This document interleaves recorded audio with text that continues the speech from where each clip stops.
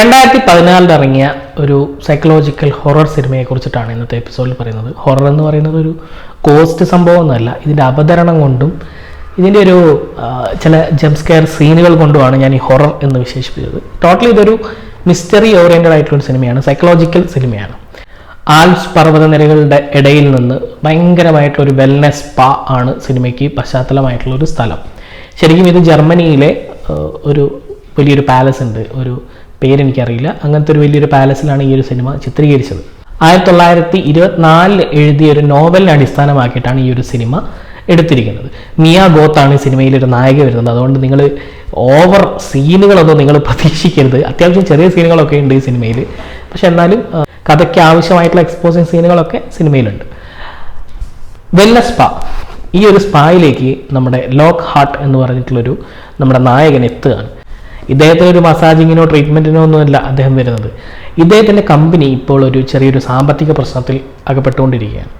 അപ്പോൾ ഒരു ഫിനാൻഷ്യൽ കമ്പനിയാണ്. അപ്പോൾ ഇതിൻ്റെ മുന്നത്തെ ഒരു CEO പെൻബ്രോക്ക് എന്ന് പറഞ്ഞൊരു വ്യക്തി ഈ ഒരു വെൽനസ് സ്പായിൽ എത്തിയിട്ടുണ്ട്.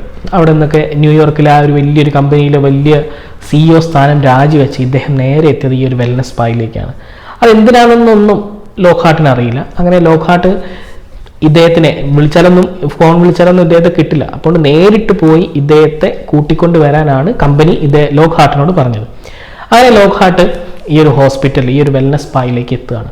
കണ്ടപ്പോൾ ഒരു ലക്ഷറി, ഒരു വലിയൊരു കൊട്ടാരം, വലിയൊരു അടിപൊളി ഒരു മലയുടെ മുകളിലുള്ള ഒരു കിഡിലൻ കാസ്റ്റിൽ എന്ന് പറയുന്നത്. ആ കാസ്റ്റിലിൻ്റെ ഉള്ളിലാണ്, ആ കാസ്റ്റിൽ മൊത്തമായിട്ടാണ് ഈ ഒരു ഹോസ്പിറ്റൽ, ഈ ഒരു വെൽനസ് സ്പാ എന്നൊക്കെ പറയുന്നത്.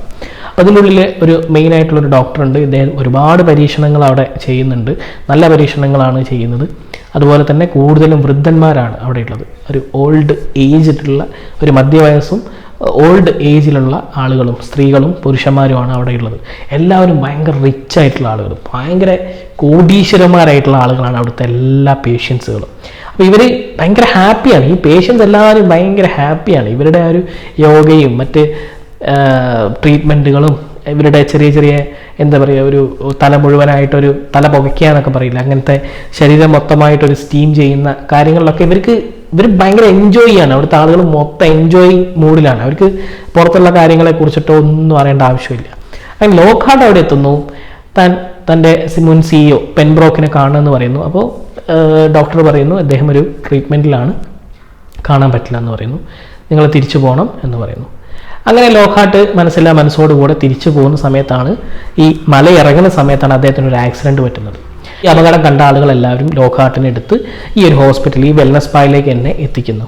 അവിടെ വെച്ചിട്ട് ഡോക്ടർ ഇദ്ദേഹത്തിൻ്റെ കാലിന് ഭയങ്കരമായിട്ടുള്ളൊരു പരിക്കുണ്ട്, അപ്പോൾ ബാൻഡേജ് ഒക്കെ ഇടുന്നു. തനിക്കിനി കുറച്ച് കാലത്തേക്ക് ഇവിടെ റെസ്റ്റ് വേണം, തിരിച്ചു പോകാനായിട്ട് പറ്റില്ല എന്ന് പറയും. അപ്പോൾ ലോക്ക്ഹാർട്ട് പറയുന്നത് എനിക്ക് തിരിച്ചു പോയേ പറ്റുള്ളൂ, എൻ്റെ കമ്പനി ഭയങ്കര പ്രശ്നത്തിലാണ്, തിരിച്ചു പോയേ പറ്റുള്ളൂ. അതായത് നിങ്ങൾ വിളിച്ച് പറയുമോ, എൻ്റെ ന്യൂയോർക്കിലുള്ള എൻ്റെ കമ്പനിയിലേക്ക് നിങ്ങൾ വിളിച്ച് പറയും, എനിക്ക് ഇങ്ങനെ ഒരു അപകടം പറ്റിയിട്ടുണ്ട്, വരാൻ ലേറ്റ് ആവുന്നുള്ള കാര്യം നിങ്ങൾ വിളിച്ച് പറയുമെന്ന് പറയുന്നു. അങ്ങനെ ഡോക്ടർ വിളിച്ച് പറയാം, ശരി ഓക്കെ, നിങ്ങൾ കുറച്ച് കാലം ഇവിടെ ക്യൂർ, നിങ്ങളുടെ ആ ഒരു ആശ്വാസവും നിങ്ങൾ ഇവിടുത്തെ ഒരു അന്തരീക്ഷമായിട്ട് പൊരുത്തപ്പെടൂ, നിങ്ങൾ ഇവിടെയുള്ള ആളുകളെയൊക്കെ ഒന്ന് പരിചയപ്പെടൂ എന്നൊക്കെ പറഞ്ഞിട്ട് ഡോക്ടർ വളരെ പ്രസന്നനായിട്ട് ലോക്ക്ഹാർട്ടിനോട് പറയുന്നു.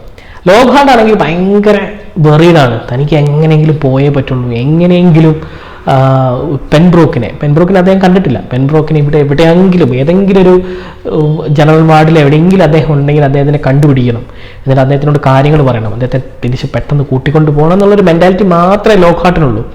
ഈ ഒരു സമയത്താണ് ഹന്ന എന്നൊരു പെൺകുട്ടിയെ ലോക്ക്ഹാർട്ട് അവിടെ വെച്ച് പരിചയപ്പെടുന്നത്. ഹന്ന ആകെ ഒരു കൺഫ്യൂസ്ഡ് ആയിട്ടുള്ളൊരു പെൺകുട്ടിയാണ്. അവളോട് ഇവിടുത്തെ കാര്യങ്ങളൊക്കെ സംസാരിക്കുമ്പോഴാണ് ഈ ഒരു ഹോസ്പിറ്റലിൽ എന്തൊക്കെയോ ദുരൂഹതകളുണ്ട്, എന്തൊക്കെയോ പ്രശ്നങ്ങളുണ്ട്, അതെന്താണെന്ന് ലോക്ക്ഹാർട്ട് കണ്ടുപിടിക്കാൻ വേണ്ടി ശ്രമിക്കുന്നതും അവിടെ അതെന്താണെന്ന് റിവീൽ ചെയ്യുന്നതും ഒക്കെയാണ് സിനിമയിലുള്ളത്. അത് നിങ്ങൾ ബാക്കി കണ്ടു തന്നെ മനസ്സിലാക്കുക. ആ ഒരു കാസ്റ്റിൽ, ആ ഒരു ഹോസ്പിറ്റലിൽ അകപ്പെട്ടു പോകുന്ന ഒരു വ്യക്തിയുടെ കഥയാണ് എ ക്യൂർ ഫോർ വെൽനസ് എന്ന് പറഞ്ഞൊരു സിനിമ.